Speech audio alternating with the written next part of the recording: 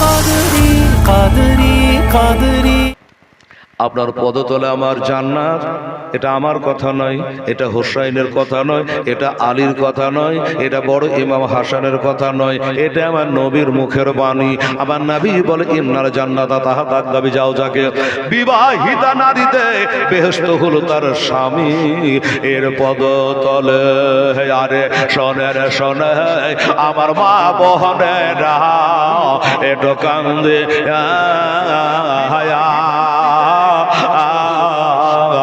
এ তোমরা স্বামীর সেবা করো মা, আগমন দেয়া তোমরা এ স্বামীর সেবা করো মা, আগমন দেয়া। হায়রে স্বামীর সেবা করেছিল বিবি রহিমা, আজ জান্নাতে তার হইল মা আগ ঠিকানা। হায়রে স্বামী সেবা করেছিল বিবি খাদিজা, আজ জান্নাতে তার হইল মা আগ ঠিকানা। এ বাবা, মা খাদিজার কবর মক্কা শরীফে, হ্যাঁ মক্কা শরীফে জান্নাতুল মুআল্লায়, জান্নাতুল মুআল্লায়। আমি আমাদের মুআল্লিমকে বললাম, বাবু এই আমার মা খাদিজার কবর কোনটা গো? আমি 34 বছর ধরে জীবনী করে বেড়াই, খালি বলেই বেড়াই, একটু দেখাও না গো। তো বলে হুজুর দেখাবার উপায় আমার নেই, ওয়াহাবিরা ভেঙে চুরমার করে দিয়েছে, লেবেল করে দিয়েছে, একটু করে উঁচা আছে, একটা করে কালো কালো পাথর মাথার দিকে রাখা আছে, বাস এতটুকুই। তবে এটাই হলো জান্নাতুল বাকি। গিরিলের ফাঁক থেকে বাহির থেকে ভিতরে ঢোকার উপায় নেই। বাহির থেকে দাঁড়িয়ে ওখানে একটু দোয়া খায়ের করে হাত তুলে দোয়া করবে, তাও অনেক নারাজ বাবা গো। ওইখানে দাঁড়িয়ে একটু দোয়া খায়ের করে মা খাদিজাতুল কুবরার কবরটা জিয়ারত করার পরে একটু দূরে গিয়ে বাবা সে জাবালে নূর, যেখান করে কোরআন নাযিল হয়েছিল, হীরা গুহা, ওইখানে গিয়ে বাবা ওই পাহাড়টাও দেখা হয়ে গেল। তাই বলছে আর সাহাবের সে করত আমার মন দে আসামে সেবা করেছিল বিবি ফাতেমা, আজ জান্নাতে তার হইল মা আগ ঠিকানা। তাই শোনেন শোনে আমার মা বোনেরা, এটো কান্দে মাগো নামাজ রোজা করত অমরা মন দেয়া, আরে স্বামীর সেবা করত অমরা মন দেয়া। হোসাইনের সামনে, হুজুর আপনি বেজার হলে আমার সব বেকার হয়ে যাবে, একটু আমাকে অনুমতি দেন, অর্ডার দেন, হুকুম দেন। কিসের হুকুম? বলল হুজুর চোখের পানি আর ধরে রাখতে পারছি না, হুজুর জমিনে পা আমার থামছে না। স্বামী গো একবার পিছন পানে চেয়ে দেখেন স্বামী, একবার পিছন দিকে ঘুরে তাকিয়ে দেখেন হুজুর আমি 10 মাস জায়গা পেটে করে নিয়ে বহে বেড়াচ্ছি। স্বামী গো আমার বেটির সগরা খাত ওই জায়গায় দরজার কাছে দাঁড়িয়ে খালি ডুগরে ডুগরে কাঁদছে, ডুগরে ডুগরে কাঁদছে। আমি সইতে পারি না, আপনার ডরে ভয়ে কিছু বলতে পারি না, শুধু মা মা করে ডাকি। একবার খালি আমাকে অনুমতি দেন না হুজুর, আমি একটু যাই, একবার গিয়ে আমার আঁচলখানা দিয়া আমার বেটির চোখের পানিগুলা মোছাইয়া দিয়ে চলে আসি। আমার হোসেনের চোখ দিয়ে পানি চলে আসলো। ওরে শুকরার মা, আমি জানি রে মা হারা কত ব্যথা। আমার বেটি জিন্দাতে তার মাকে হারিয়ে দিয়েছে, মারা গেলে হয়তো সাবুর হয়ে যায়, আজ তার মা জীবিত অবস্থায় সে মা হারাচ্ছে, বারবার করে যখন ডাকছে, যাও তোমাকে অনুমতি দিলাম, তুমি যাও, গিয়ে তাড়াতাড়ি করে চোখের পানিটা মোছাইয়া বুঝিয়ে তুমি গায়ে একটু হাত বলিয়ে দিয়ে চলে আসো, বিটির ময়াতে যারে দেরি করো না। আলহামদুলিল্লাহ। ও হুজুর, আপনি আমাকে অর্ডার দিয়েছেন, হুকুম দিয়েছেন, আল্লাহর হাজার শুকরিয়া জ্ঞাপন করি। একটা দৌড় মেরে গিয়েছে, তৎক্ষণাৎ তিনি কিন্তু খাটের ওপরে শুয়ে গেছে, খাটের ওপর শুয়ে গেছে। যখন শুয়ে গেছে, খাটের পাশিতে বসে বাবা একটু ওড়নি দিয়ে চোখের পানিগুলো মুছাই দিয়ে একটু লম্বা করে গায়ে হাত বোলাই দিয়েছে, লম্বা করে গায়ে হাত বোলাই দিয়েছে। উনি যেন জ্বর 40 ডিগ্রি জ্বর জানে কমে গেল রে বাবা। উনি চোখের পাতা তুলে তাকিয়ে দেখছে গর্ভধারিণী মা বসে আছে, মা বসে আছে পাশে মা। মাকে দেখে কত খুশি হলো রে বাবা, মাকে দেখে কত খুশি হলো। ও বাবারা, মায়েরা, আমার বোনেরা গো, মাকে ভালোবাসবেন বাবা, মাকে ভালোবাসলে জান্নাত পাওয়া যায় রে মা। মায়ের পায়ের তলে হলো সন্তানদের জান্নাত। এটা আমার কথা নয় বাবা, আলেমদের কথা নয়, এটা আমার নবীর মুখের বাণী গো। আমার নবী বলে, ইন্নার জান্নাতা তাহাতা আকদামে হাতে গো, বাবা তোর বেহেশত হলো সন্তানেরা রে, তোর পিতা মাতার পদতলে। আমার নবী আরো বলেছে, হোমা জান্নাতুকা হোমা নারুকা।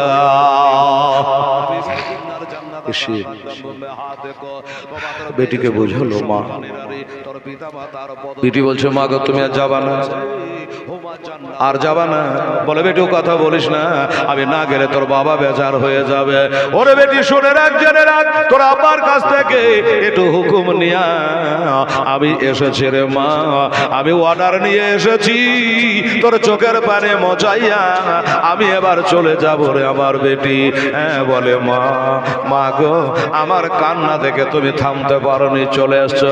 এই মা, তুমি যদি আবার চলে যাবা তাহলে আসার কি দরকার ছিল? বলে কেন রে বেটি? বলে মা গো লিভিয়ে যাওয়া আগুন তুমি আবার উস্কে দিলে গো, দিবে গিয়েছিল আগুন, সে আগুন তুমি আবার জ্বালিয়ে দিলে মা। সবর করে হয়তো থেকে যেতাম, কিন্তু মা তুমি আবার চলে যাচ্ছ, আমার আগুন যেন দ্বিগুণ হয়ে গেল। যাই হোক, এমনি করে বেটিকে বুঝাইয়া খাটের ওপরে শোয়াইয়া আল্লাহর ওপর ভরসা করে বাবা আল্লাহর হাতে সঁপে দিয়া এবার তিনি গিয়া স্বামীর দলের সাথে সামিল হয়ে গেল। এইভাবে তারা চলে গেল বাবা ওই মক্কা শরীফে। আমার হোসাইন বলে, আরে বেটা জয়নুল আবেদিন আলী আকবর, আয় চল বেটা চল। আব্বা জান কোথায় যাবে?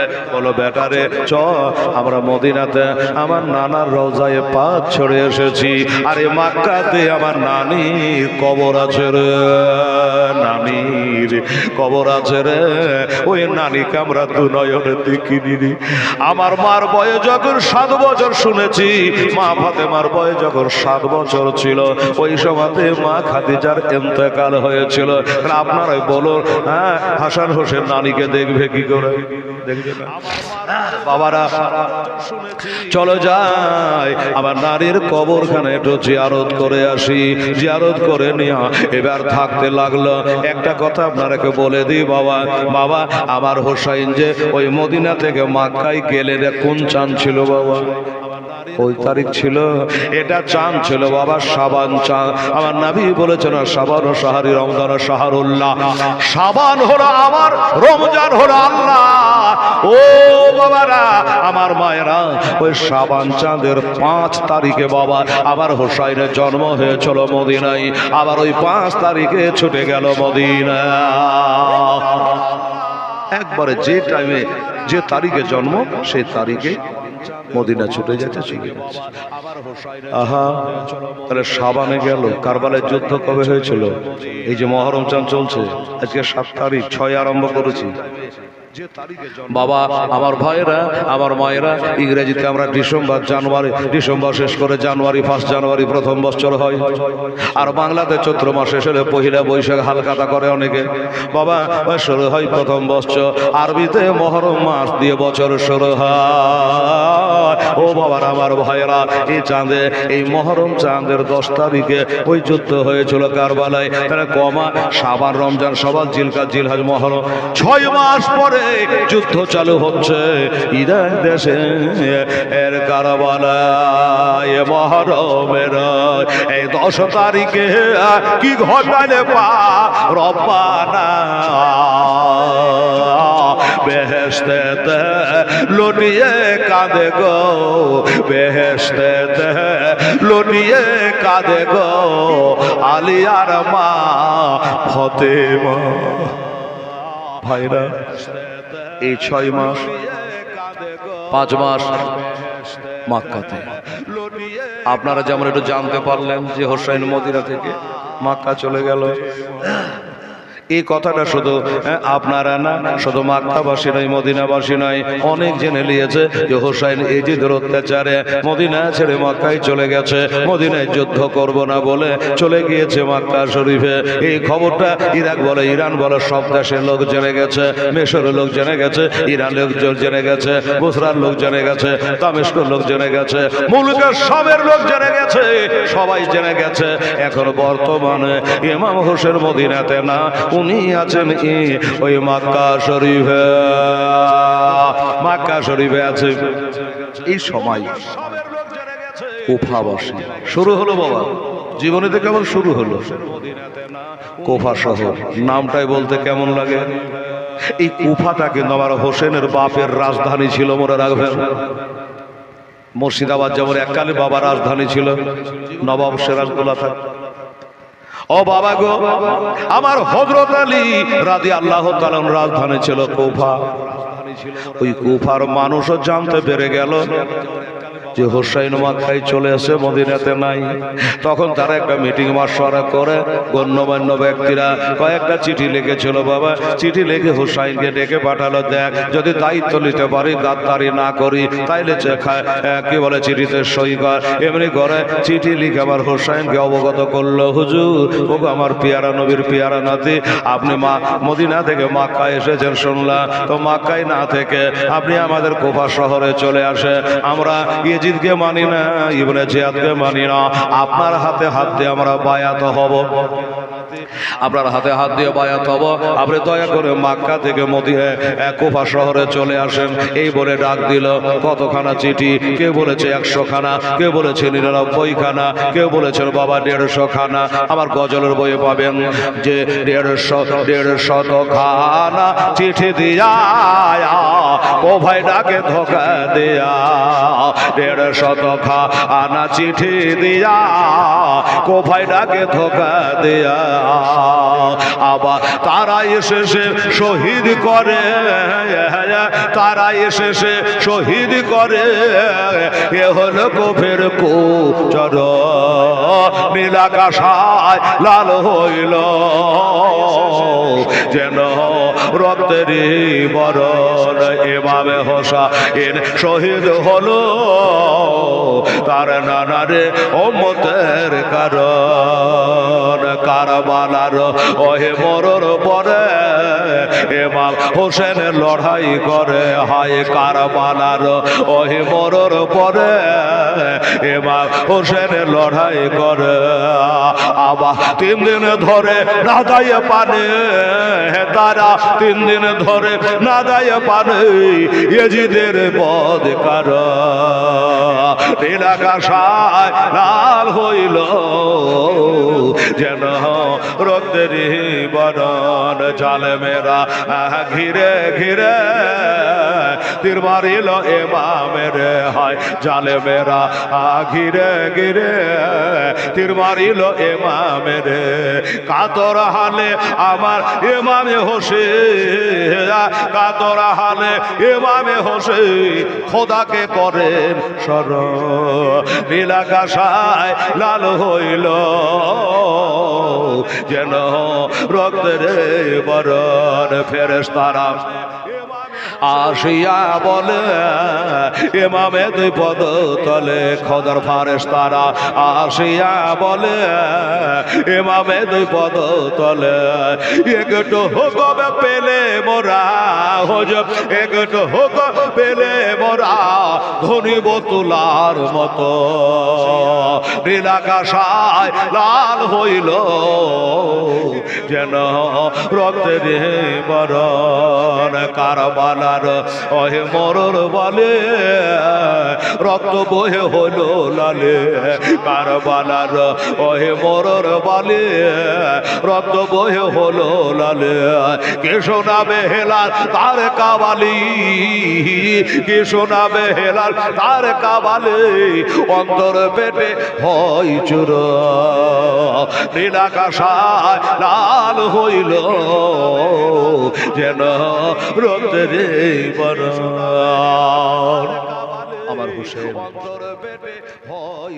এত গলা চিঠি এসছে একটা ব্যাগের মধ্যে ভরে রেখেছে যে আমি কি করে দেব এত চিঠি আর আমাকে বারবার করে তারা ডাকছে আমাকে যেতেই হবে না আমাকে যেতেই হবে কারণ আমি যদি না যাই আর আমার দোহাই দিয়ে তারা যদি দিন ধর্ম ছেড়ে দেয় হাসরের দিন আমার নানার কাছে এবং দেখাবো কি করে হ্যাঁ যেতে হবে না আর দেরি করা যাবে না যেতেই আমাকে হবে যাওয়ার জন্য প্রস্তুত আমাকে যেতেই হবে কারণ ওই সময় নবীজির কয়েকজন জলিল কাদার সাহাবা ছিল ধর্ম ছেড়ে দেয় বড় বড় সাহাবা নানার কাছে ওনারা বলে হুজুর ওরে আমার পিয়ারা নবীর পিয়ারা নাতি গো খবরদার ওই গাদ্দার দেশে যাবে সাহাবা ছিল কেন ভুলে গেছে ওই দেশের মানুষেরা আপনার আব্বা হযরত আলীকে ফজরের নামাজের জামাতে ঢুকে ভজালি মেরেছিল ওই গাদ্দার দেশের লোকেরা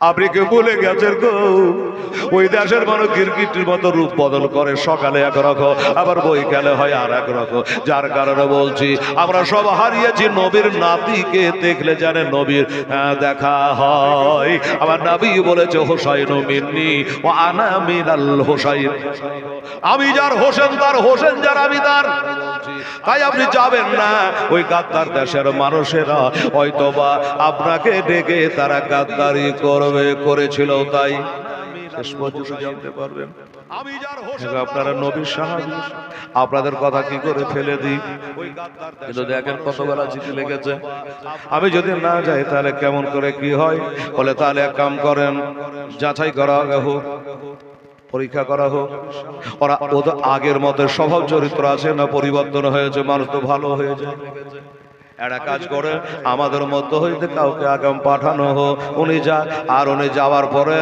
ওই দেশের আবহাওয়াটা ভালো আছে না মন্দ আছে জেনে চিঠি লিখে জানাবে তখন তো আপনি যাবেন এত তাড়াতাড়ি আপনার যাওয়ার দরকার নেই আমাদের মধ্য হইতে কাউকে যুক্তি পাঠানো হোক উনি কেউ গেলে সে শহীদ হবে কিন্তু আপনি নবীর নাতি থাকবেন আর নবীর নাতি বলতে কেউ না একটাই আপনি নাতি এত তাড়াতাড়ি আপনার যাওয়া নবীর দুঃখ জ্বালা দূর করি আপনার নোরানি চেহারা কানা দেখে কেউ গেলে সে শহীদ হবে আবার হোসেন বলল ভালো ও নবীর সাহাবী কে যাবে তাহলে আমার জন্য জান দিতে কেনা যাবে গো ওই গাদ্দার দেশে যেমনি বলা আসলে বাবা একটা রক্তের টান আছে রক্তের একটা যোগাযোগ আছে আমার হোসাইনের বাপেরা ছিল তিন ভাই ভালো করে নাম গালা শুনেলেন তিন হযরত আলী হযরত জাফর হযরত উকাইল রাদিয়াল্লাহু তাআলা তিন ভাই তারা একজন হাত তুলে দিল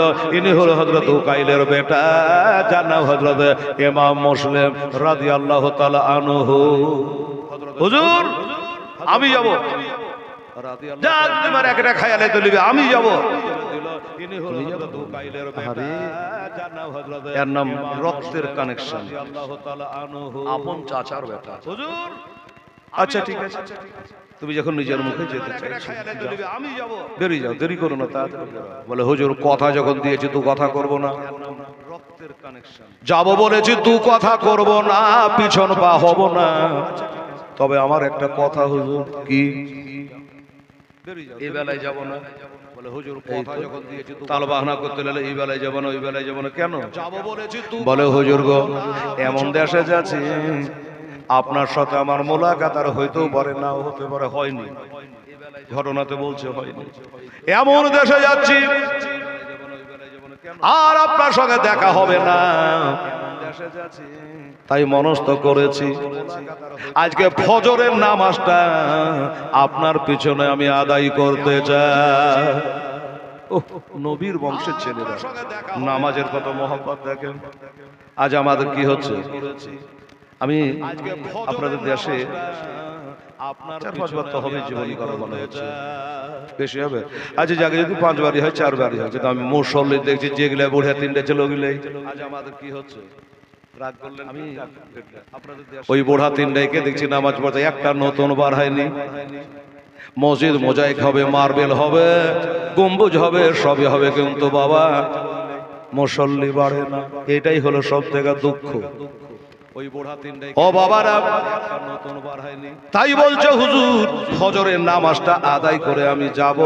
আমি জীবনে কি করেছি না করেছি আমার লেখাপড়া নেই, তবে কাল হাসরের দিনে আল্লাহ যদি জানতে চাই আমি বলবো আল্লাহ গো, তোমার পিয়ারা নবীর পিয়ারা নাতি হোসাইনের পিছে জীবনে শেষবারে 2 রাকাত নামাজ আদায় করেছি। ঠিক আছে, তাই হবে।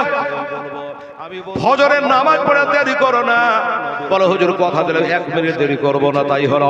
রাত গেল, ফজরের নামাজ হলো বাবা। এবার ফজরের নামাজ পড়ে নিয়া এবার তিনি ঘোড়ায় চড়েছে, সালাম করে কালাম করে এবার ঘোড়ায় চড়ে নিয়েছে, ঘোড়ার লাগাম টেনে দিয়েছে। ঘোড়া বাবা এবার গতি বাড়াবে, ঘোড়া চলে যাবে। কেতাবে লিখতেছে বাবা, আমার ইমাম মুসলিমের ছোট ছোট 2 বাচ্চা ছিল। একটার বয়স হলো 8 বছর, একটার বয়স হলো 6 বছর। একটার নাম হলো মোহাম্মদ, একটার নাম হলো ইব্রাহিম রাদিয়াল্লাহু তাআলা আনহুমা। এই বাচ্চা ছেলে 2টার মা বাচ্চাকালে মারা গেছিল, বাপ লাগাবে। একটার বয়স মা নাই 2 বছর, একটার বয়স মা নাই। বাবার কাছে ওঠা বসা, সেই বাপ চলে যাচ্ছে, আগা ঘেরে নিয়েছে। আব্বা কোথায় যাবেন? বলে বেটা আমি এখান থেকে বহু দূরের রাস্তা রে বেটা, আমি এখন কোফা শহর যাব। ঠিক আছে জান, আমরাও যাব। এই তো ভেজাল লাগালে, তোরে যাওয়া হবে না। আব্বাকে কেন যাওয়া হবে না? বলে দেশের মানুষ ভাল্লে রে বেটা, আমার কি হবে তাই ভাবছি। আমার জানাজার নামাজ হবে কি হবে না, কবর হবে কিনা খোদা জানে। তাই বেটা আমি বাপ হইয়া বেটারাকে ফাঁসাইতে পারবো না, আমি বাবা হইয়া ছেলেরাকে কষ্ট দিতে পারবো না। এই বেটা শুনে নে, তোরা থেকে যা, জেদ করিস না বেটা। ছেলেরা বলে আব্বু গো আমরা কার কাছে থাকবো? বলে তোর একটা মার পেটের বোন আছে রে, ওই তোর বোনটার কাছে থাকিয়ে যা, ওই বোনের কাছে থেকে যা, তোর চাচা হুসাইনের কাছে থেকে যা। বলে না আমরা যাবো গো, বলেছি যাবো, একা যেতে দেব না। ছোট করে বলি অনেক কথা, শেষ পর্যন্ত বাবা নিয়ে যাবে না, ছেলেরাও ছাড়বে না। 2 ভাই চোখে চোখে একটা কথা কহিল, চোখে চোখে কথা কহিল। শুন, এত করে বলেও বাবার মন তো গলাতে পারলাম না, আমাকে নিয়ে যেতে চাইই না, তো কি করা যায়? বড় ভাইটা বলল একটা কাজ করতে হবে, কহিল চোখে চোখে কথা কহিল। বলে চল যাই চাচা হোসাইনের কাছে যাই। চাচা হোসাইনকে বলবো চাচা গো আপনি একবার বলে দেন, আপনি বলে দিলে আপনার কথা ফেলতে পারবে না, তাহলে আমাদের যাওয়া হবে। বাপকে বললো তুমি একটু দাঁড়াও। এই আব্বা দাঁড়া, ঘোড়া ছাড়বো না। কোথায় যাবি? বলে যেখানে যাই একটু দাঁড়া, যাবার আসবো। একটা দৌড় মেরে গিয়া চাচা হোসেনকে বলে আব্বা, চাচা যান, আমার আব্বা ঘোড়ায় চড়ে নিয়েছে, কোফা শহর যাবে। আমাদের মা বাচ্চাকালে মারা গেছে, আপনারা জানেন। হুজুর ওই আমার বাপই হলো মা, মাই হল বাপ। ও চাচা হুজুর, ও ভাইয়া বাপ হোসাইন রাদিয়াল্লাহু তাআলা আনহু, আব্বা যা, ও হুজুর আমার আব্বাকে একটু অর্ডার করে দেয়, একটু হুকুম দিয়ে দেয়, আমরা কে জানো সঙ্গে করে নিয়ে যায়। তখন আমার হোসাইন বললেন, এই ইমাম মুসলিম এদিকে আসো। বলেন তোমার বেটা দুটোকে চড়া ঘোড়ায় তুলে নাও, সঙ্গে করে নিয়ে যাও। বলে এই জন্য তুমি রেখে গেলে সবসময় বিনিয়ে কাঁদবে। আমি সবার কান্না সইতে পারি, মাছ মরা ছেলের কান্না সইতে পারি না রে ভাই। সব সময় আব্বা করে গুনগুন করে কাঁদে বেড়াবে, আমি হোসাইন সইতে পারবো না। বলে হুজুর আপনি তো জানে ওই দেশের মানুষেরা কত বড় গাদ্দার। বলে জানি, তবে অল কাদরে খাইরিহি ওয়া শাররিহি মিনাল্লাহি তাআলা ওয়াল বাশিবাতুল মাউত। এই ইমাম মুসলিম একটা কথা জেনে রাখো, আপনি তো জানে ওই দেশের কথা জেনে রাখো যে ভালো মন্দ যা কিছু হয় আল্লাহ হইতে হয়। তোমার ছেলে 2টা কপালে যদি কষ্ট লেখা থাকে রে, এখানে থাকলে হবে, ওখানে গেলেও হবে। আমি বলছি তোমার বাচ্চা দুটাকে নিয়ে যাও। তখন আর করবে কি বাবা, এবার ছেলে দুটাকে টেনে ঘোড়ায় চড়ে নিল। আর একটা কথা বলতে ভুলে গেছি, ভুলে যাইনি, আপনারাকে বোঝাবার লেগে বলছি। আমার ইমাম মুসলিম ঘোড়ায় চড়ে, ঘোড়া যাচ্ছে আর ঘোড়ার আগে আগে একটা চিঠি যাচ্ছে। এবার ছেলে দুটাকে টেনে ঘোড়ায় চড়ে নিল। কুফা শহরে একটা চিঠি যাচ্ছে। চিঠি কে লিখেছে? আমার হোসাইন লিখেছে। ওরা লিখেছে 150 খানা, আর আমার হোসাইন লেখখানা। এই কুফার মানুষ আমাকে বারবার করে তোমরা ডাকছো। কুফা শহরে একটা চিঠি যাচ্ছে, কিন্তু আমি এখন যাচ্ছি না। আমার হোসাইন লিখেছে, ওরা লিখেছে 150 খানা, আর আমার হোসাইন লেখখানা। এই কুফার মানুষ একবার দরুদ পড়ে আল্লাহুম্মা সাল্লি আলা সাইয়্যিদিনা মাওলানা মুহাম্মদ ওয়া আলা আলি সাইয়্যিদিনা ওয়া আলা আলি সাইয়্যিদিনা মাওলানা মুহাম্মদ সাল্লাল্লাহু আলাইহি ওয়াসাল্লাম। কি বলছিলাম? চিঠি আগে আগে যাচ্ছে। এই কোফাবাসীরা আমাকে তোমরা পাওয়ার জন্য 1 নয় 2 নয় 150 খানা চিঠি লিখেছ। কিন্তু শোনো, এবার আমার একটা চাচাতো ভাইকে আমি পাঠাইয়া দিলাম, উনি যাবে, তোমাদের সঙ্গে মিলবে চলবে, তোমাদের চরিত্র সম্পর্কে অকিবহাল হবে। উনি একটা চিঠি লিখবে, তারপরে আমি হোসেন পদার্পণ করব। কুফাবাসী এই চিঠিখানা পেয়ে অবগত হলো যে ঠিক আছে, ডাকলাম হোসাইনকে। আসছে হোসাইনের চাচাতো ভাই, কিন্তু কি করা যাবে? এই হোসাইনের চাচাতো ভাইকে যদি ওর হাতে হাত দেওয়া যায়, তাহলে হোসাইনের হাতে হাত দেওয়া হবে, আলীর হাতে হাত দেওয়া হবে, নবীর হাতে হাত দেওয়া হবে রে। এই চিন্তা ভাবনা করে বাবা আমার চিঠিখানা পাওয়ার পরে দলের দলে লোক আসে, দলের দলে লোক আসে, আর বাবা রাস্তার মোড়ে মোড়ে দাঁড়িয়ে থাকে। নবী বংশের একটা ছেলে আসবে, ইমাম মুসলিম তার নাম, স্বাগতম জানাবো, ইস্তেকবাল করব। আমাদের পীর সাহেব যদি আসে, আমরা রাস্তায় দাঁড়িয়ে থাকি, হুজুরের গাড়ি কখন ঢুকবি, কখন আসবি, স্বাগতম জানাবো, তাকবীর লাগাবো। করে কি করে না বাবা? এইরকমই এরকমই দলের দল মানুষ দাঁড়িয়ে আছে। সন্ধ্যা লেগে গেল, চলে গেল, আসলেন না, দূরের রাস্তা। এমনি করে হঠাৎ করে একদিন যে কোফার রাস্তা দিয়া এক ঘর সবার ঘোড়ায় ধোলাবাড়িতে অন্ধকার করে দিয়া চলে আসছে। এটাই বুঝি হুজুর ইমাম মুসলিম হবে। উনি চলে আসলেন, উনি বলে আপনার নাম কি? ইমাম মুসলিম। বলল হ্যাঁ। চেহারা তো এরকমই লাগছে, হারে কি সুন্দর নবী ঘরের সন্তানের চেহারা। আমার মা বোনেরা ভাইরা, এবার সালাম হলো, কালাম হলো, আর ওই যে ছোট ছোট দুটো বাচ্চা ছিল, বাবা শুনলেন, ওই বাচ্চা দুটাকে তারা জিজ্ঞাসা করলো, হুজুর এই বাচ্চা দুটা কার? বলে এদের মা দুনিয়াতে বেঁচে নাই, কার কাছে রেখে আসবো? এই কারণে সঙ্গে করে এনেছে। বলে খুব ভালো করেছে, একটু দেন না হুজুর, আদর করি, দেন না হুজুর চুমো খাই, দেন হুজুর একটু কোলেলি। কিন্তু এত গলা মানুষ আর দুটা ছেলে, বাবা কি করে আদর করা যায়? এবার একজনা কোলে নেয়, আর একজনা যখন কোলে নিতে পায় না, তখন ওই ছেলের হাতে পায়ে গায়ে একটু হাত ঠেকিয়ে নিজের হাতে চুমা খাই। বাবারা মক্কা শরীফে হজে গিয়ে অনেক হাজিরা পারে না, ওই হাজরে আসওয়াদ পাথর কাবার দেওয়ালে ঢোকানো লাগানো আছে, চুমা দিতে পারে না রে বাবা। তখন সবুজ বাতির কাছে এসে বলে বিসমিল্লাহ আল্লাহু আকবার, বিসমিল্লাহ আল্লাহু আকবার, ওকে থেকে চুমে দেওয়া হয়ে গেল। ও বাবা আমার ভাইয়েরা, মা বোনেরা, আমার দোস্তরা, বুজুর্গরা, ওরা কি করলো? অমনি করে ওই বাচ্চা দুটা গায়ে হাত দেয়, চুমা খায়, এই করে তাকবীর দিতে দিতে নিয়ে গেল। কোথায় নিয়ে গেল? কোফা শহরে ঢুকে গেল। ওই বলছে হুজুর আমার বাড়ি চলে, ও বলছে হুজুর আমার বাড়ি চলে। সবাই তো রাখছে কার বাড়ি যাবে? একটা মানো বাবারা কেতাবে লেখছে মুক্তা সাকাফি বলে একটা লোক ছিল, ওনার বাড়িতে গিয়ে অবস্থান করলে, ওইখানে যাওয়ার পরে 1 সপ্তাহের ভিতরে কমবে 40,000 লোক বাবা হোসাইনের নামে বায়াত হলো। 40,000। খুতবাতে মুহররম কেতাবে লেখা আছে 12,000, আর অন্য কেতাবে লেখছে 40,000। আবার কম রায় ধরেন বাবা, যখন এত লোক আমার কাছে বায়াত হয়ে গেল, বলুন আপনারাই, আর কি মানে সন্দেহ থাকতে পারে? তখন ইমাম মুসলিম একটা চিঠি লিখে জানাইলো হুসাইনকে যে হুজুর আপনি যত তাড়াতাড়ি পারেন চলে আসে। কারণ হলো আমার মতো ইমাম মুসলিম যদি এক সপ্তাহে 40,000 লোককে বায়াত করতে পারে, আপনি যদি চলে আসেন এই দেশে একটা এজিদের দল থাকবে না, একটা বেনামাজি কাদ্দার থাকবে না, সবাই আপনার হাতে হাত দিয়ে বায়াত হয়ে যাবে। ইতি ইমাম মুসলিম চিঠিখানা লিখে পাঠিয়ে দিয়েছে বাবা। এবার চিঠি তো যেতে লাগলো, আর এদিকে বাবা কি ঘটনা ঘটে গেল। ওরে বাবা, ওই সময়তে একজন গভর্নর ছিল কুফা শহরে, এর নাম হলো নোমান বিন বাশির রাদিয়াল্লাহু তাআলা, নবীর সাহাবী।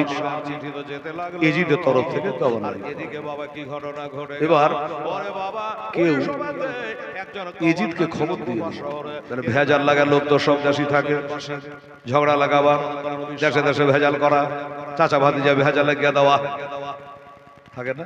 আছে এরকম বাবা। কান ভাগানে কিছু লোক আছে, ভেজাল কিছু লাগবে, জোড়া লাগাতে পারবে না, ভাঙতে পারে। ও মুসলমানেরা, এটা মুসলমানের চরিত্র নয়। নম্র হও, ভদ্র হও, আদব শিখো। বেরাদারান ইসলামের সবাই নেকেরাও, আমার মা বোনেরা, সোনামণিরা। এবার ইমাম মুসলিম রাদিয়াল্লাহু তাআলা চিঠি লিখে হোসেনকে ডাকলো, আর একজন এজিদের কানে খবর দিল, হুজুর আমাদের দেশের নবী বংশে একটা সন্তান এসেছে। আসার পরে এখানে দুটো নারা চলছে, একটা হলো হোসাইন জিন্দাবাদ, আর একটা হলো এজিদ মুর্দাবাদ। 40,000 লোককে হোসাইনের নামে বায়াত করে নিয়েছে। আসার পরে ইজিদ তো বাবার বসে থাকতে পারে না, খালি মাথা গরম হয়ে গেল। আরে আমার বিরুদ্ধে হোসাইনের চাচাতো ভাই 40,000 লোককে বায়াত করে নিয়েছে বলে, হ্যাঁ। কারণ ওখানে যেমন গভর্নর আছে সে কিছু বলে না, মাথা গরম হয়ে গেল। বলল, যার বাহুতে বল নাই, তালোয়ারে ধার নাই, মেজাজ নাই, এমন একটা লোককে আপনি গভর্নর বানিয়েছেন নোমান বিন বাশিরকে, বাধা দেয় না, কিচ্ছু বলে না। বলল তাহলে কি করা যায়? উপায় হলো একটা, একে সরান, ওই নোমান বিন বাশিরকে সরিয়ে দেন, আর এমন একটা লোককে ওখান করে দাঁড় করিয়ে দেন যার দিলে দয়া নাই, মায়া নাই, গোটা গোটা মানুষ জবাই করতে পারে। এইরকম একটা মানুষ তল্লাশ করে। ইজিদ বলল, এ ঢোঁড়া খোঁজা করতে তো সময় লাগবে। হঠাৎ করে যেন বাবা মনে পড়ে গেল, বসরা শহরে একটা লোক আছে, তার নাম হলো ইবনে জিয়াদ। এই ইবনে জিয়াদ কে খবর দিল, এই ইবনে জিয়াদ দিদিগায়, হঠাৎ করে যেন যে এই কুফা শহরটা তো তোরাকে দিয়েছি, বসরা শহর তো তোরাকে দিয়েছি, খুব তাড়াতাড়ি করে তুই এখন কুফা শহরে যা, আর কুফা শহরে যে আমার গভর্নর চকে নামিয়ে দে চেয়ার থেকে, ওই চেয়ারে তুই বসে যা, হুকুমাতি কর, বাদশাহী কর আমার তরফ থেকে।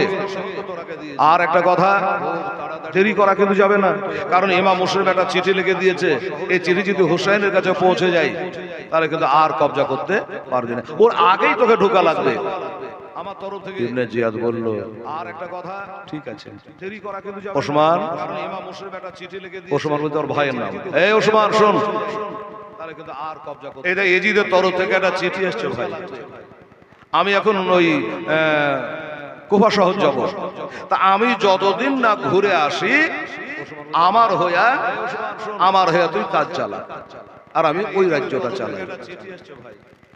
ভালো, আমি এখন ওই এত তাড়াতাড়ি করছেন কেন?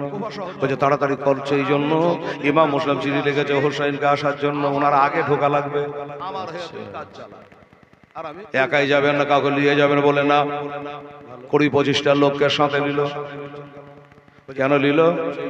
যে হঠাৎ করে একলাই গিয়ে আমি পাত্তা করতে পারবো না, কোন রাস্তায় যাব, যে রাস্তা দিয়ে হোসাইনে ঢুকবার কথা আছে ওই রাস্তা দিয়ে যাব। প্রথম চোটে যেন আমাকে বুঝতে না পারে, চিনতে না পারে, না তো রাস্তা দিয়ে হজম করে দিবে। হঠাৎ করে একলাই গিয়ে আমি দিনে যাব না, রাতে পারবো না, এমন টাইমে যাব ভালো করে মুখ চিনতে পারবেন, এরকম টাইমে যাব, সূর্য ডুবু ডুবু লোকজন। বাবা ইমাম মুসলিম চিঠি লিখেছে, কথা কুফাবাসীরা জানে যে হোসাইন আসবো হয়ে আছে, তাই তারা রাস্তায় অপেক্ষা করে আর ঘুরে যায়, আজ আসবে কাল আসবে করে ঘুরে যায়। একদিন হঠাৎ করে সূর্য ডুবু ডুবু বাবা অন্ধকার নেমে আসছে, এই টাইমে হঠাৎ করে দেখা যাচ্ছে মদিনা মক্কা শরীফের রাস্তা ধরে একটা দল আসতেছে, লোকজন বলল মারহাবা মারহাবা, এটাই হবে হয়তো ইমাম হোসাইন। খুব খুশি, হোসাইন আসছে না, মুখে নেকাব আছে, চেনা যায় না। চলে আসলো, সালাম করলো, আসসালামু আলাইকা ইয়া ইবনে আলী খায়রা মাকদাবে, সালাম করলো। কিন্তু বাবা মা বোনেরা গো, সালাম দেওয়া হলো সুন্নাত, উত্তর দেওয়া হলো ওয়াজিব। সালাম দেওয়া হলো সুন্নাত, উত্তর দেওয়া হলো ওয়াজিব। বাবা সালাম করলো, কিন্তু সালামের জবাবটা জোরে দিল না। জোরে দিলে কি হবে? আমার গলার আওয়াজে বুঝতে পারবে যে এটা হোসাইন না, এখানে ঘোড়া থেকে নামি আমাকে হয়তো কতল করে দেবে।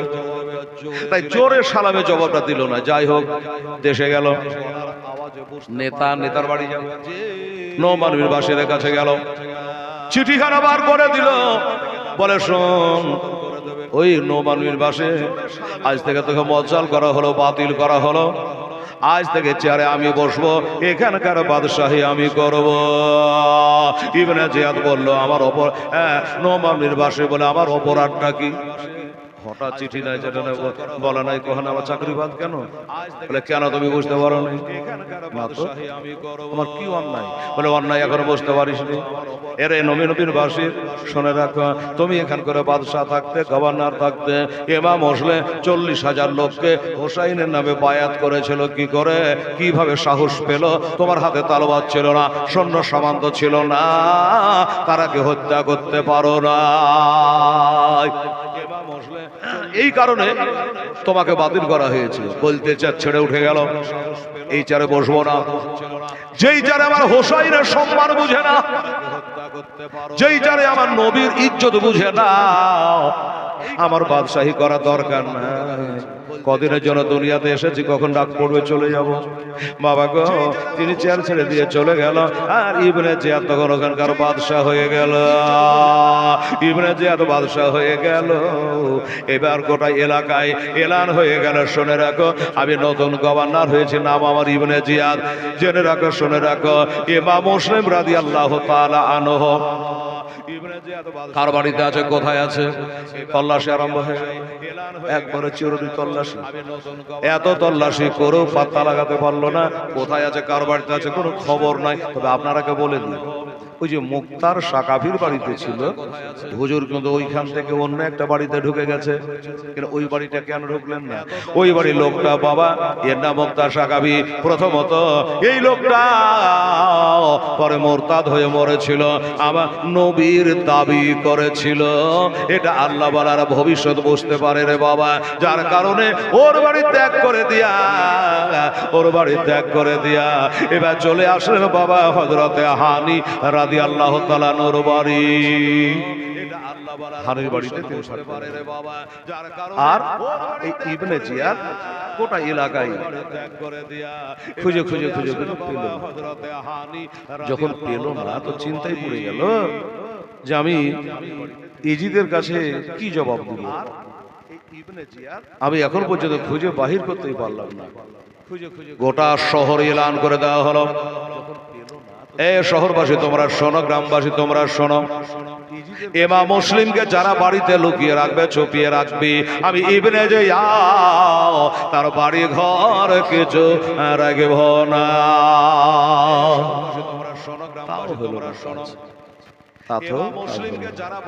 কি করবে?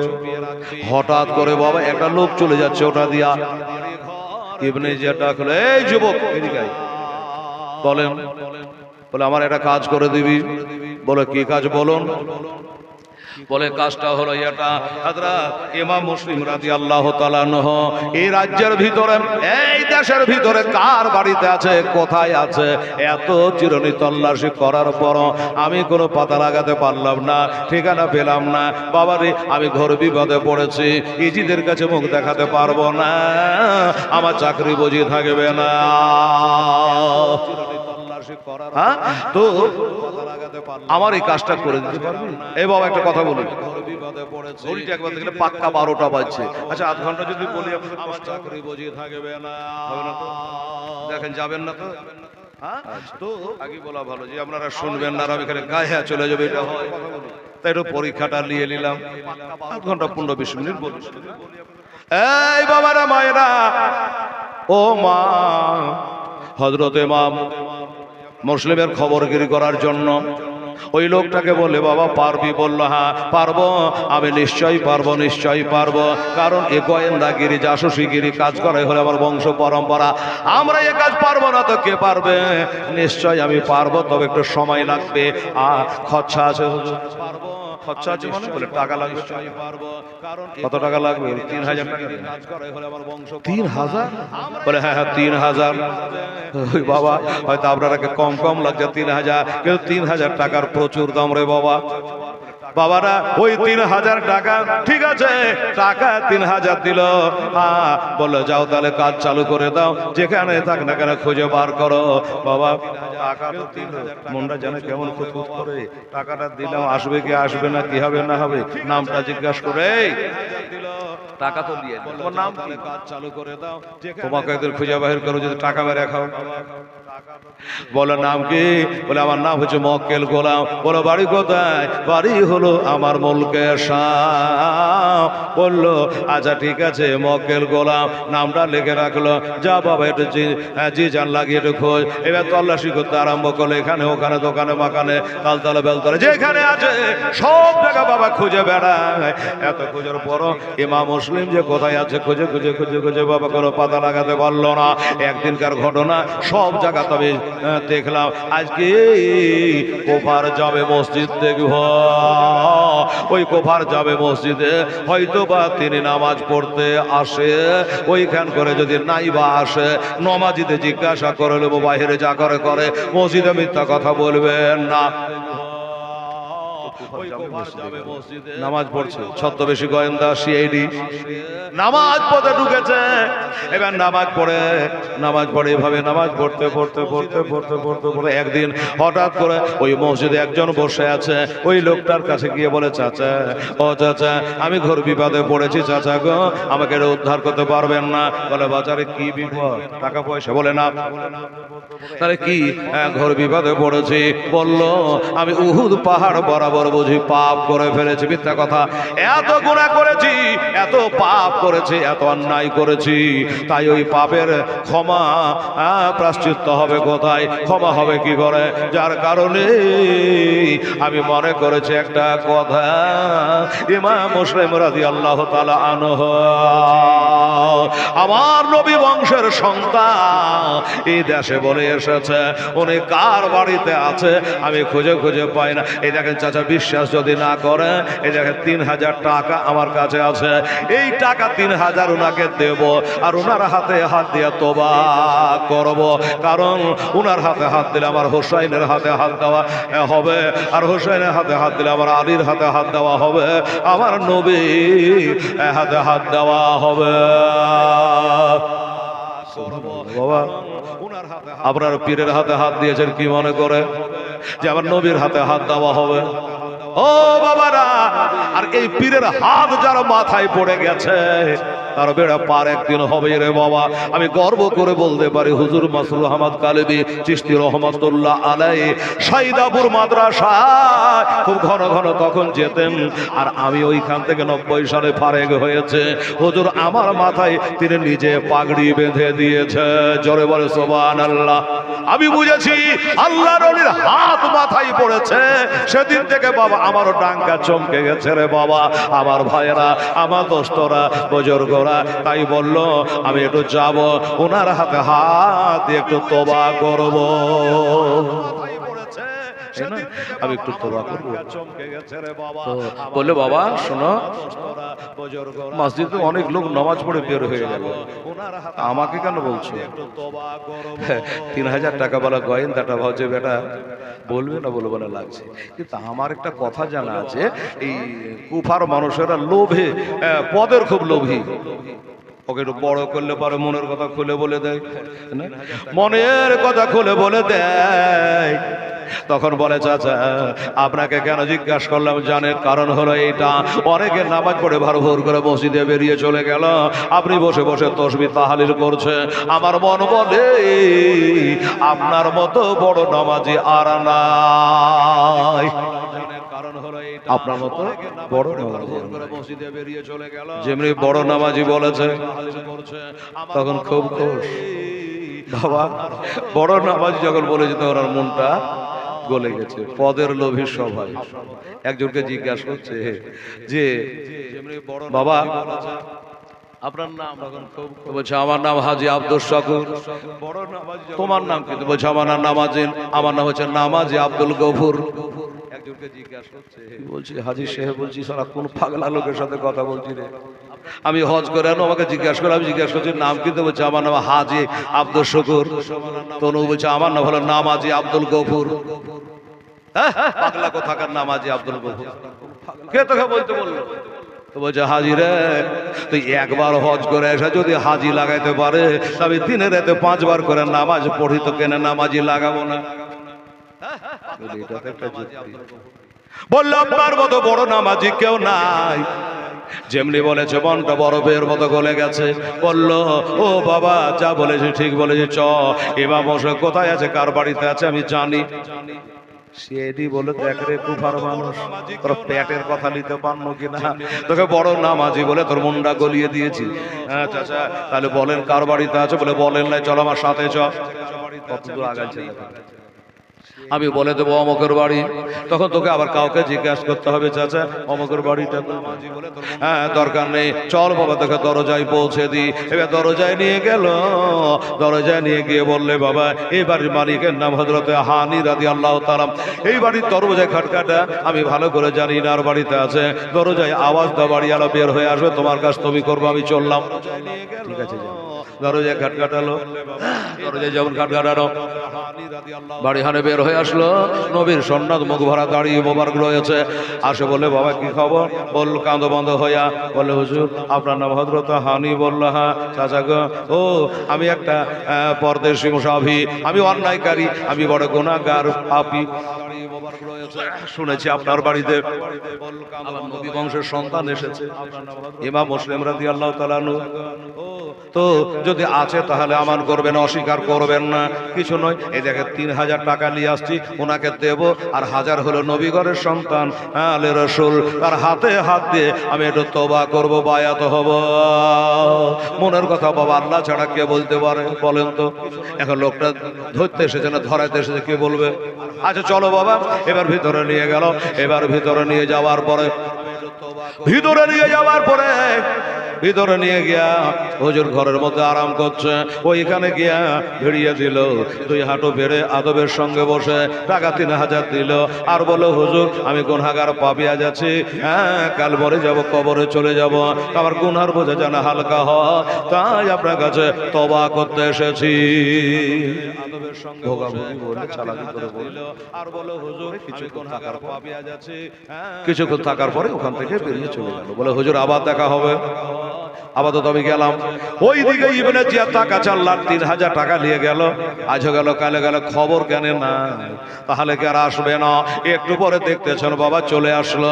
এই মক্কেল গোলাম খবর কি? বলে হুজুর আমি বলেছিলাম এই কাজ আমি যদি না পারি আর কেউ পারবে না। ইমাম মুসলিমে দেখিয়েছে আছে বললেন, শুনেছিস না দেখেছিস? বলে নিজের চোখে দেখে আসলাম, আর টাকাটা কাজে লাগিয়ে দিয়েছি। বলে হুজুরের হাতে দিয়েছিলেন ধরা পড়ে যাব, তাই টাকা 3000 দিয়ে আমি তার হাতে হাত দিয়ে বায়াত হয়ে গেছি। যে বাড়িটায় আছে ওই বাড়ির মালিকের নাম ছোট হেয়ালি নুইয়া হানি, হযরত হানি রাদিয়াল্লাহু তাআলা আনহু। ওই হানির বাড়িতে নিয়ে অবস্থান করছি। আমার ডিউটি শেষ, এটাই আমার বলার ছিল। আপনাকে বলে দিলাম যে খবর দেওয়ার কথা, খবর দিলাম, কিন্তু আমার তো ধরার কথা নয়। এবার আপনি কি করে ধরবেন, কি করে অ্যারেস্ট করবেন সেটা আপনার ব্যাপার। আমি এখন বাড়ি চললাম। বলে না তোর বাড়ি যাওয়া হবে না। এটাই আমার বলার ছিল। বাড়ি যাওয়া হবে না? না বাড়ি যাওয়া হবে না। আমার বাড়িতে তুই যত পারবি তত খাওয়া দাওয়া কর, আর আমার বাড়িতে থাক। আরে আমার কাজ তো হয়ে গেছে, তোর কাজ হয়নি বস, তোর কাম আছে, এখনো অনেক কাজ বাকি আছে, কাজে লাগবে। ঠিক আছে, খাওয়া দাওয়া করে একটা ঘরে থাকে। আর বাবা, এবার বাবা প্রজাকে পাঠিয়ে দিল ওই হানিকে অ্যারেস্ট করার জন্য। হানিকে ডেকে আনা হলো। হানিকে ডেকে আনার পরে ইবনে জিয়াদ জিজ্ঞাসা করে, তোমার নাম হানি? বললে হ্যাঁ। আচ্ছা শোনো, আমি এখানকার নতুন গভর্নর হয়েছি, তুমি জানো? বলে জানি। আমার নাম ইবনে জিয়াদ? বলে জানি। তো শোনো, আমি যে গোটা এলাকায় এলান করেছি, ইমাম মুসলিমকে যারা বাড়িতে জায়গা দেবে তার কিছু রাখবো না, বাড়ি ঘর রাখবো না। আর তুমি ঘরের মধ্যে ভরে রেখে খবর তো দেও নাই, বড় লুকিয়ে রেখেছ কেন? হানি বলে, আল্লাহ এই আমার পেটের কথা হাবকে দিয়ে নিচ্ছে নাকি জানি না, আমি সহজে রাজি হব না, আমি সহজে মুখ খুলবো না। হ্যাঁ হ্যাঁ, আমার বাড়িতে আছে, এ কথা আমি বলবো না। তখন উনি বলল, এই ইবনে জিয়াদ, আমার বাড়িতে হযরতে হানি আছে, এটার কোনো প্রমাণ আপনার কাছে আছে? কোনো প্রমাণ আপনার কাছে আছে? বলেন দেখি, না হলে আমি স্বীকার করব না। প্রমাণ নিবি? বললে হ্যাঁ। এই মক্কেল গোলাম, খাওয়া দাওয়া করে আরাম করিস বললো, ওকে ডাকলে দিগাই। মক্কেল গোলাম চলে আসে। ইবনে জিয়াদ বলে, বলতো এই লোকটা তোর বাড়ি কালকে গিয়েছিল, তুই দরজা খুলে দিয়েছিলি, চিনতে পারিস কিনা দেখ। হ্যাঁ হ্যাঁ, এই লোকটা তো আমার বাড়ি গেছিল, দরজা খুলে দিয়েছিলাম, এই তো ব্যক্তি গেছিল। আল্লাহ গো, এটা সিআইডি ছিল, আমার জানা ছিল না। আল্লাহ আমার বাড়ির খবরটা এখানে এসে দিয়ে দিয়েছে, আর তার চোখে চোখে তাই কি মিথ্যা কথা বলা গেল না। তখন উনি বলল, দেখেন ইমাম মুসলিম আমার বাড়িতে আছে, কথা কিন্তু পাক্কা, আমার বাড়িতে আছে, কথা সত্য, কিন্তু একটা কথা বলি, ওনাকে আমি দাওয়াত করেছি, আহত দিয়ে চিঠি লিখে ডাকিনি। নবী ঘরের সন্তান মুক্তারের বাড়িতে ছিল, ওখান থেকে আমার বাড়ি এলো, তাই তাকে জায়গা দিয়েছি। নাই করে অন্যায় করে যা করার করেছি, আপনি যদি পছন্দ না করে আমাকে একটু সময় দেন, আমি বাড়ি যাব, আর ইমাম মুসলিমকে সসম্মানে আমি মদিনায় বিদায় করে দেব। ইবনে জিয়াদ বলল, আপনি যদি পছন্দ না করেন তোকে আর বিদায় করতে হবে না, এবার নিজের বাড়ি যাব, আর ইমাম মুসলিমকে উল্টা তালবারে বাড়ি কয়েকবারই মেরে চোখ মুখ ফুলিয়ে দিল, রক্ত লোহলাহা করে দিল, রক্ত করে দিয়েছে। টানতে টানতে নিয়ে গিয়ে তার জেলে ঢুকিয়েছে। জেলে ঢুকালো, উল্টা তালবারে বাড়ি কাতর অবস্থায় বলল, ইবনে জিয়াদ, আমি কোনো পাপের কাজ করিনি, অন্যায় কাজ করিনি, নবী ঘরের সন্তানটাকে জেলখানার মধ্যে বাড়ির মধ্যে জায়গা দিয়েছিলাম, এটাকে অপরাধ মনে করে আমাকে মাইল্লা খাম করলা, আবার জেলের মধ্যে ঢোকালে ঠিক আছে, তবে আমার একটা জানার বিষয় আছে, আমার জেলখানার তালা খুলবে কবে, কয় বছরের জন্য আমাকে সাজা হলো, কতদিনের জন্য আমাকে জেলে থাকতে হবে? এক কথায় উত্তর দিয়ে দিল, শুনে রাখ জেনেরা, ইমাম মুসলিমকে তুই বাড়িতে জায়গা দিয়েছে, ওই ইমাম মুসলিমকে যতদিন পর্যন্ত শহীদ করতে না পারি তোর জেলের তালা খুলবে না। এক কথায় উত্তর দিয়ে দিল, শুনে রাখ টাইমটা তো জানা গেল, জেলে থাকলো। গোটা এলাকাতে একটা মিথ্যা কথা রটে গেছে। কি মিথ্যা কথা? আমাদের দেশে একটা গণ্যমান্য ব্যক্তি, যার নাম হযরত হানি রাদিয়াল্লাহু তাআলা আনহু, ওনাকে নাকি নতুন বাদশা ইবনে জিয়াদ কতল করে দিয়েছে, জেলে ঢুকিয়েছে, আর উঠে গেছে, মার্ডার করে দিয়েছে। আর কি বলবো বাবা, গ্রামের ছোট বড় কে কোন পার্টি করে সেদিন আর দেখেন যে আমার দেশের একটা গণ্যমান্য ব্যক্তিকে কেন মারলো, একবার মিছিল বাহির করে হাজার লোক ঘেরাও করলেন। তো ইবনে জিয়াদ জিজ্ঞাসা করছে, এরা কি বলছে দেখতো? বলে, হুজুর আপনি বলে হানিকে জবাই করে দিয়েছেন, কতল করে দিয়েছেন, এরা ওটার জবাব চাইছে। আচ্ছা আচ্ছা, এই মিছিল বন্ধ করো, মিছিল বন্ধ করো, কার মুখে কি শুনেছো? হ্যাঁ, আমি হানিকে জবাই করে ফেলেছি, কতল করে দিই, কে বলেছো তোমরা? কে দেখান, জেনে আছেন কতল করেন তো দেখান। হ্যাঁ দেখাবো, কিন্তু এত লোককে দেখাতে পারবো না, হাজার হাজার লোক। তোদের মুড়ল সর্দার কে আছে পাঠা, তোদের নেতা মাথা কে আছে দু চারটা পাঠা, ওরা দেখলে তোরে দেখা হয়ে গেল। হাজার হাজার মানুষকে না দেখে একটাকে দেখালে তো কাম সাফ। তো বললে আচ্ছা ঠিক আছে, সর্দার সাহেব জানতো, আপনি দেখে এসে আমরা বললাম দেখা হয়ে গেল। সর্দার নেতা মাথারা গেল, দেখলো তালা তো খুলবে না, আগেই বলেছে।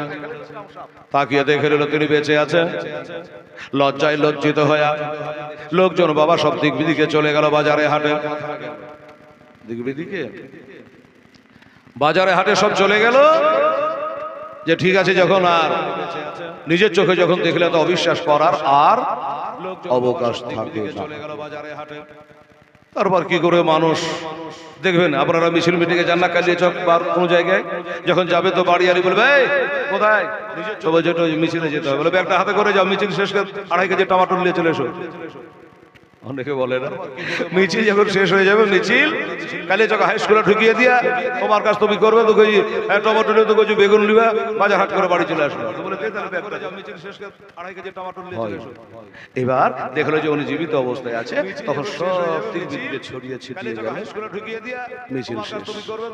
কত দরদি মিছিল করে আসলো, কিন্তু কারো মুখ খান দিয়ে একটু বার হইলো না যে ওনাকে জামিন করে নিয়ে এত যাবো। এবার এই কথাটা কেউ বলে সব বেগুন কিনতে চলে গেল, হ্যাঁ না?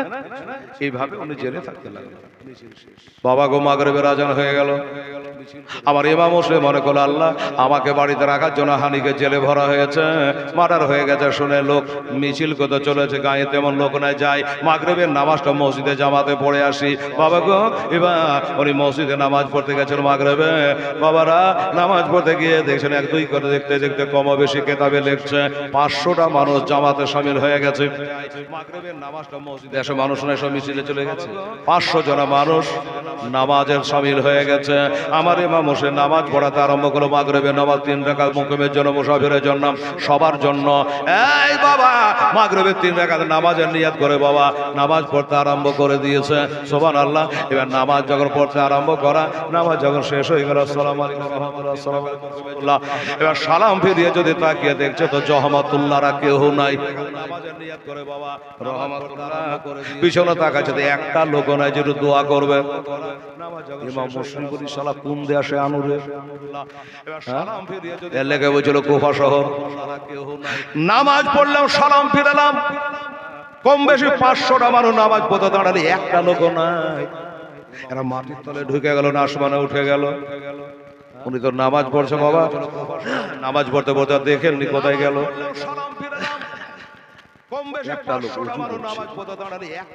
পানির হাউজের কাছে ইমাম হোসেন রাদিয়াল্লাহু আনহু বললো যে এই লোকটাকে জিজ্ঞাসা করি, এই বাবা তুই মাগরিবের নামাজ পড়িসনি? বলে হুজুর লেট হয়ে গেছে, ওযু করছি।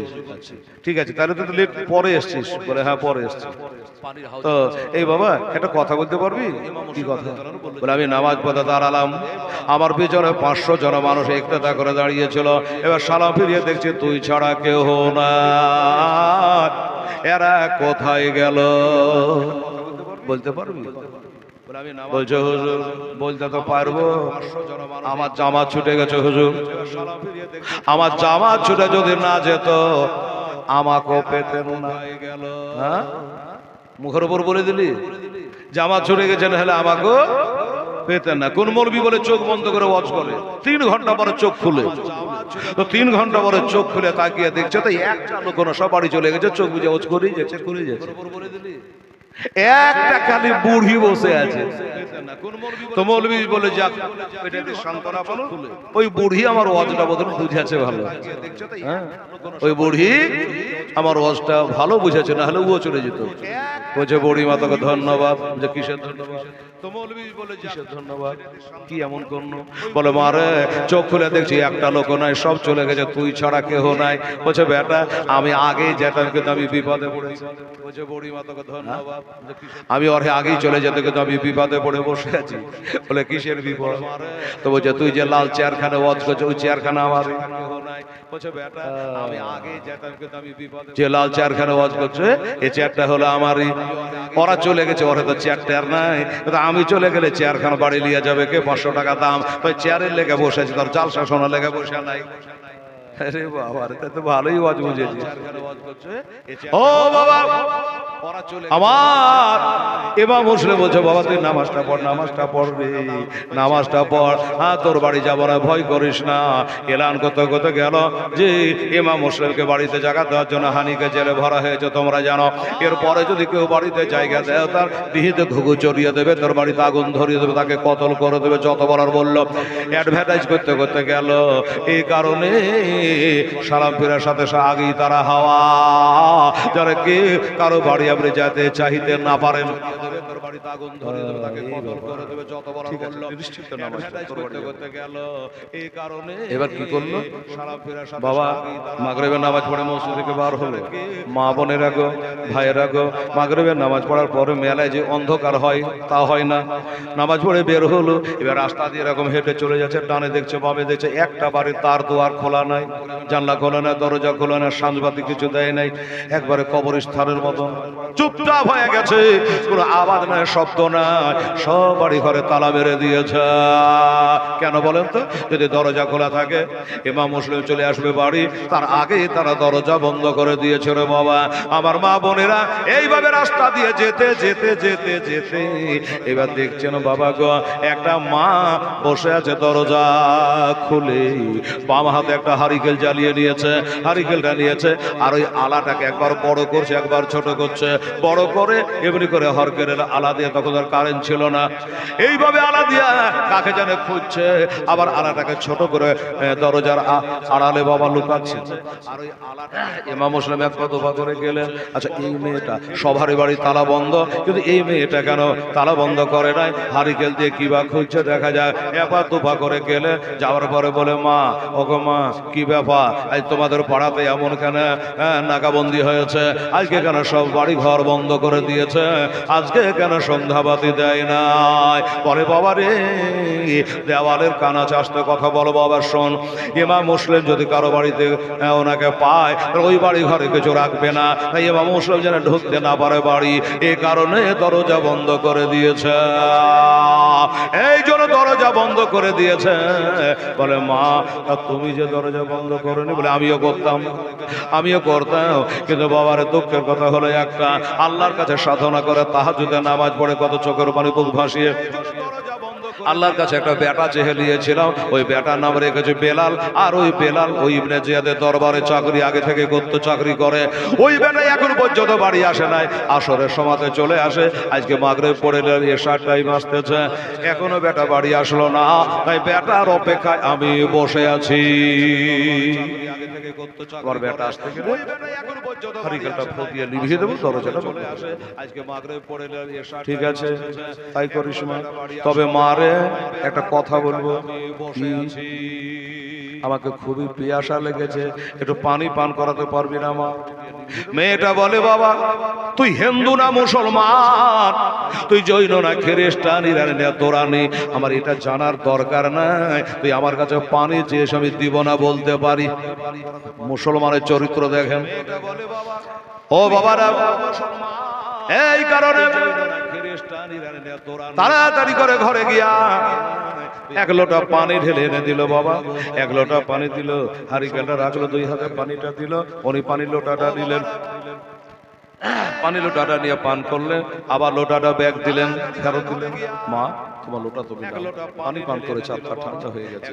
মেয়েটা লোটা রেখে আবার ঘরে চলে আসলো, উনি পানির লোটাটা দিলেন,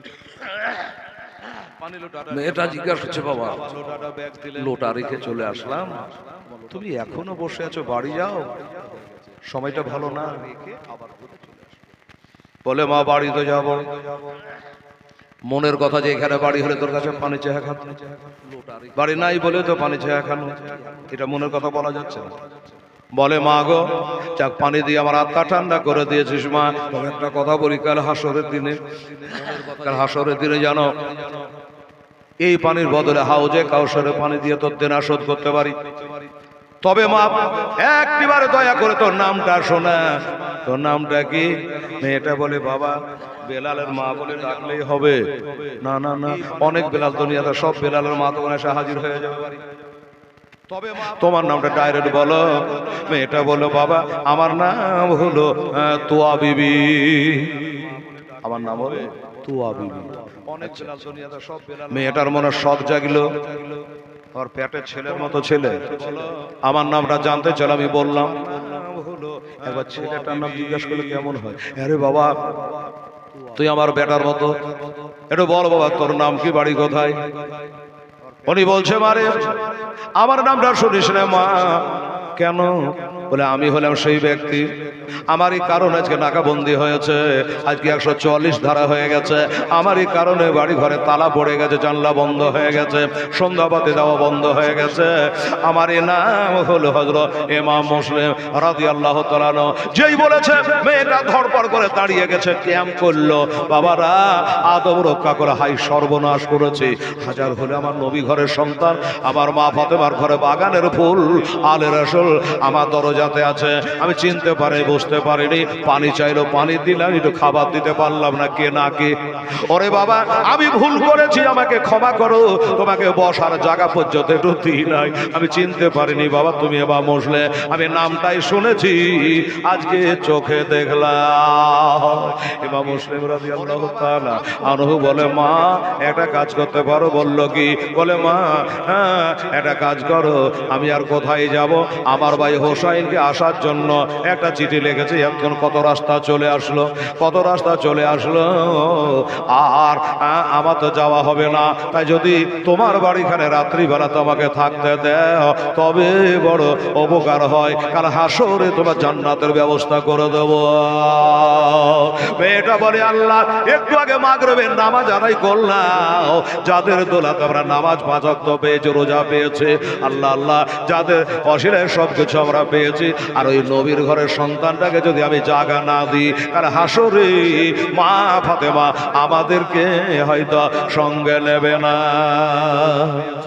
চলো বাবা বাড়ি নিয়ে গিয়ে দুটো খাওয়া দাওয়া করালো, দুটো খাওয়া দাওয়া করিয়ে ঘরের মধ্যে জায়গা করে দিল, ঘরের মধ্যে জায়গা করে দিয়ে বিছানা করে দিয়ে টেনে দিয়ে বললো বাবা তুমি আরাম করো, ঠিক জায়গায় তুমি চলে এসছো, আমার নাম তুয়া বিবি, তোমাকে বলেছি আমি বেঁচে থাকা পর্যন্ত তোমার গায়ে একটা ফুলের ছিটকি মারতে আমি দেব না, এটা তোমাকে ওয়াদা করলাম, তুমি আরাম করো। এই কথা বলে বাবা তিনি ঘরের মধ্যে আরাম করতে লাগলেন, আর এদিকে ঘড়ির কাঁটা 12:30 হয়ে গেছে বাবা, শেষ করতে 1:30টা বাজবে, যদি সুন্দর করে সাজিয়ে গুছিয়ে দিয়ে বলি তাহলে 1:30টা বাজবে, কাজে আজকাল বলা যাবে না। উনি এখন আমাকে মনে করিয়ে দেবেন, কে জানি মানুষের মন তো, আর বয়সও বাড়ছে, জীবনী কোথায় থাকলো? ইমাম মুসলিম রাদিয়াল্লাহু তাআলা আনহু তিনি থাকছেন তুয়া বিবির বাড়িতে। এতটুকুই বলে বাবা এখান থেকে নিয়ে কালকে আপনাদের শোনাবো। আমার আম্মা জানেরা আমাকে বলছিল ছেলে বৌজু যে এই গজলটা আজকে বলতে হবে, বললাম আবার